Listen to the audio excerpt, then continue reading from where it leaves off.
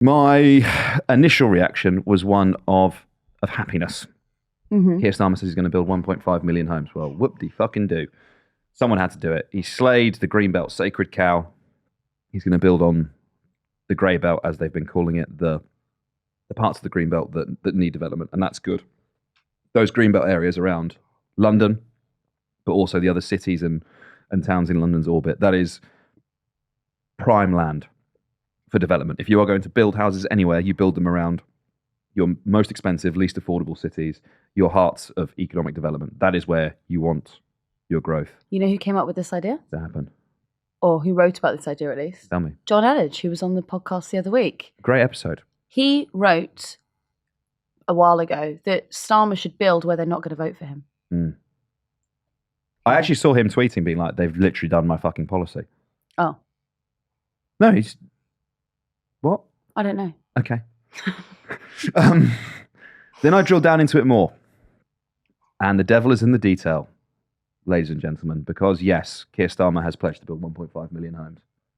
5 years in a parliament. Do the maths. 300,000 homes a year. You might think, well, that's great. That's excellent. Let me tell you, Ava Santina, we already build 220 to 240,000 homes a year. Mm-hmm.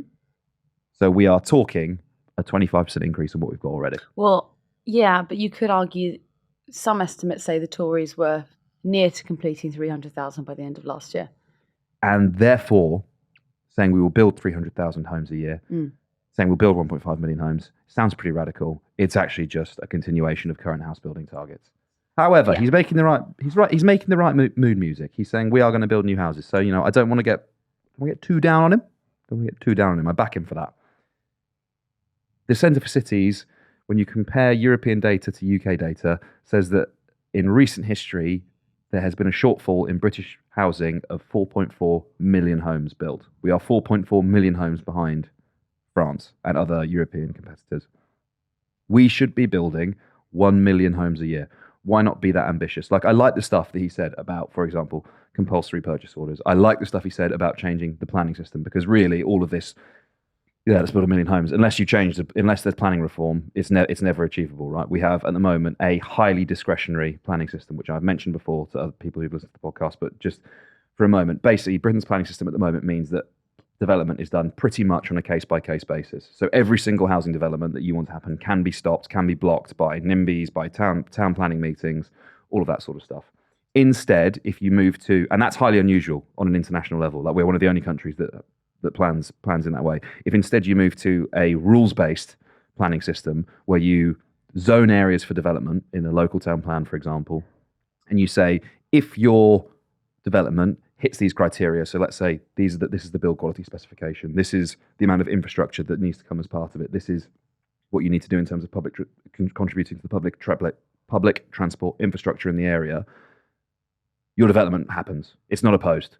The local consultation happens at the town plan level, so that instead of people being able to block every single individual bit of development, because if you say to people broadly, do we need more houses in the area? They'll say yes. They'll just say, not next to me. Coincidentally, then when every single development tries to happen, the people that live in the area of it try to block it. So what you do is you have your public consultation at the plan stage where you say, these are the areas we're zoning for development, this is where residential will be, this is where X will be, this will be Y will be. And if that gets passed, they can no longer oppose it. The houses get built. That's something that needs to happen. And he did suggest there would be planning reform in his speech as well. But then is it going to be like the Tory planning reform that was just blocked? Yeah. Because the Tory planning reform was that generic, wasn't it? It was a little bit of Gove, wasn't it?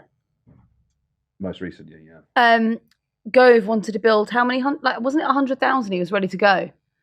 Yeah. And then, but he wanted to relax the planning regulations so that you could dump a load of waste into the rivers, right? It's just classic. And then the Lib Dems have come out with the most. They were quite ambitious, weren't they? Their housing pledge. Sorry, strap yourselves in. Their housing pledge is to allow everyone in the local area to consult on any new construction. Okay, so that's 0 new houses built, right? Very, very good, lads. That's like that's the NIMBY manifesto. Just for comparison, right? I've got some numbers here for you, Ava. So listen to me now. 220 to 240,000 new homes a year, roughly on average, here in Britain. Keir Starmer has done the extraordinary thing and pledged that we'll get that to 300,000. You might say, wow, 25%. That's a significant increase, especially for something as substantial as housing. France builds roughly 380,000 homes a year. We're down from a recent peak of 500,000 before the financial crash. Japan currently building 860,000 homes a year, even though their population is shrinking. Our population is growing. These things are possible. They are possible. Aren't we building less houses than we built just before the war ended or something like that? Or is it the same number that as after the war? There was something about the war. There usually is in British politics. Well, I can't understand it throughout the lens of the war. Without the lens of the Second World War. It wouldn't surprise me, but there was a pretty radical. I think they're planning for similar, right? They're suggesting that it will be like a similar, Second World War, new towns, national renewal when there was a lot of building. And I wouldn't know actually particularly about the data during the Second World War, but one would assume that probably with a lot of houses being bombed, that there was probably quite a lot of building going on. Yeah. Or repair work taking place. The problem is what you need to do is you just need to build social housing. 100%. You just need to say... Council housing specifically, yeah. But, okay, so earlier, I was on Jeremy Vine.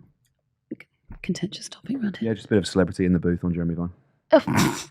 Anyway, so they were talking about how Norfolk is not they don't want any second homes there anymore, right? They don't want people getting second homes and renting them out on Airbnb. And there was this guest on there who was a councillor in the local area. And the guy was just literally like some jumped up councillor, older guy, who was like, well, I actually have a second home and I really like it. And, they're really good for local business and I would like to encourage people to buy more of them. And it was like, well, have you thought about, in perhaps some new builds? Have you thought about, encouraging house building in your area? And he's like, We are. We've just built two new houses. They're £500,000 each. What young person could afford that? And I was like, yes, this is what I'm trying to say to you. And it's in your jurisdiction to have a look at it. Absolutely. No, I totally agree. And he was like, we've got these beautiful rolling golf courses. It's like, golf courses? Babe, the birth rate's low. We need some houses. Elledge, you mentioned friend of the podcast, John Elledge. He wrote a really good piece about housing that used golf as a metaphor. That was like, if there was another minority interest that required huge amounts of space, for example, the amount of golf courses in London, total square meterage, it accounts to an area about the same size as the London Borough of Brent. No way. Yeah. And in what rational society, so let's say, I don't know, let's say there was a sport where people were really into screaming at the top of their voices. They competitively screamed. And because they competitively screamed, they needed huge amounts of space so as to not disturb anyone around them. And even though less than 1% of the population did it, and maybe by the way, about 95% of the people that were interested in it were men, you would say, cool guys, but unfortunately the need of the City of London to build housing means that your fairly niche interest in screaming in large open spaces is going to be overridden because it takes up an area the size of Brent. That's excellent. And actually we have a housing crisis. And yet, and there are obviously arguments about golf, but at the end of the day, it is still a minority interest. The amount of land that's given over to it, how expensive that land is in an area where we desperately need it to build housing. And it does crap for the water table. But this is just a big old John Elledge loving.